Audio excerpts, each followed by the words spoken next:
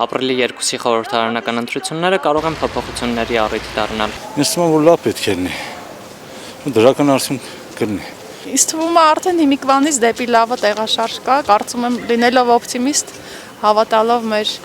վարչապետի падգամավորների խոստումներին, կարծում եմ, որ պետք է լավ լինի։ Սպասում եմ, հույս ունեմ դեպի լավը կեթա երկրի իրավիճակը, տեսնենք ոնց կլինի։ Քաղաքացիների մի մասը լուրջ փոփոխությունները հնարավոր է համարում միայն քաղաքական դեմքերի փոփոխության պարագայում։ Խոսով եմ, որ սերնդափոխություն կլինի, առաջի հերթին ավելի երիտասարդ մարդկանց կտեսնենք մեր իշխանական վերնախավում,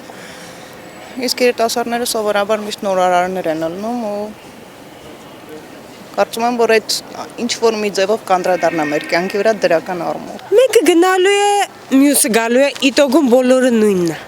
Արդյունքը նույնն է, չի փոխվում, շարժ չկա։ Չեմ պատկերացնում, թե ինչ փոփոխություններ կարող է տեղի ունենալ։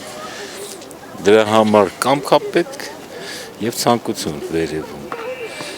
Դե հիմա կուզենան անեն, թե չէ, դա էլ մի 5-10 տարի կտևի միջև խելքի գրես հանրապետությունը։ Հույսեր կա, որ մի քիչ փոփոխություններ կարող են լինել, մեծ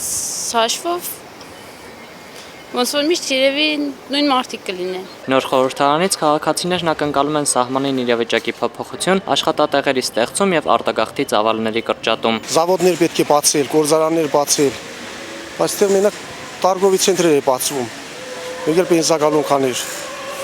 Գործարան պետք է բացվի, որ մարդիկ աշխատեն, աշխատատեղեր ունենան, աշխատավարձ ունենան։ Ինչպես պիտի թողնեն գնան, ոնց որ մենք ենք գնացել։ Սպասելիքներն են, որ ապրիլյան օրերի պես օրեր էլ չկրկնվի։ Շատ սպասելիքներս հետա որ խաղաղություն լինի։ Այնա 5 օրից ես եմ եթում բանակ, լավ լինի, էլի կարևորը։ Սահմանադրության փոփոխություններից հետո առաջին անգամ ձևավորվելիք օրենսդիր մարմինն ունենալու է ավելի շատ լիազորություններ։ Հենց նորընտիր падգամավորներն են հաջորդ տարի ընտրելու երկրի նախագահին։